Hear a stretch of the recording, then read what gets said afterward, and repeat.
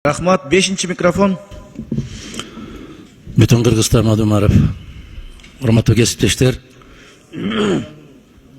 Азыр ушул кесиптештердин бирөө жаш жигит кечирип коесуз, атыңызды билбейт экенмин. Бир кесиптештер деп, ошол кесиптештердин жашына жеткенче сиз дагы далай жолу ушундай сөздөргө кабыласыз. Ошол кесиптештердин жашына жеткенге чейин сизге дагы Аллах өмүр берсин. Бир эмес 5 жолу шайланыңыз, ошондо тажрыйбаңыз көбөйөт. Кеп эмне жөнүндө болуп атканда жакшыраак түшүнүп алабыз. Кеп өткөрөсүңөрбү, өткөрбөйсүңөрбү, бардык нерсе мыйзамдын чегинде болсун деген талап болуп атат. Конституцияда кандай жазылса, биздин регламентте кандай жазылса, эреже ошондой болсун деген талап болуп атат. Мына ушундай чек араны чечебиз, ушундай керек болуп калды десе, колуңарга кармабай туруп, окубай туруп кол берген, добуш берген туура эмес деген маселе кетип баратат. Анын эмнесин дүрүп өтүп атат? Ким дүрүп өтүп атат аны?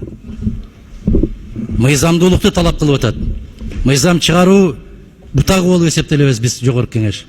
Эгерде биз мыйзамды тебелеп, биз конституцияны тебелеген болсок, эч кимде мыйзамдуулукту талап кылганга укугубуз жок деген маселе болуп атат. Тегерек ушундай болуп атат.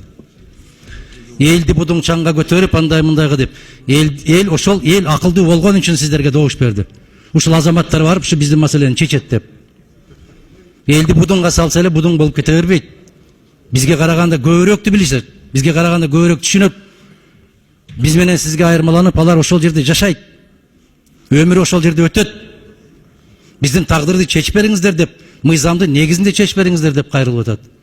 Бул жерде жогорку кеңештин депутаттары ошондой болуп кайрылгандан кийин жагабы жакпайбы ал позиция мыйзамдуулук жөнүндө кетип баратат.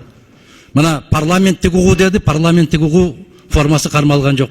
Комитеттин отуруму деди, комитеттик режим кармалган жок. Кээ ушундай болуп атат. Кийин 10 секунд. Ушул маселени бекеринен стенограмма үчүн деп айтып коюп аткан жерибиз жок. Кийин биз болбосок, кийинки урпактар кимге кандай баа беришин билип калсын деген ниет болуп атат. Рахмат. Рахмат.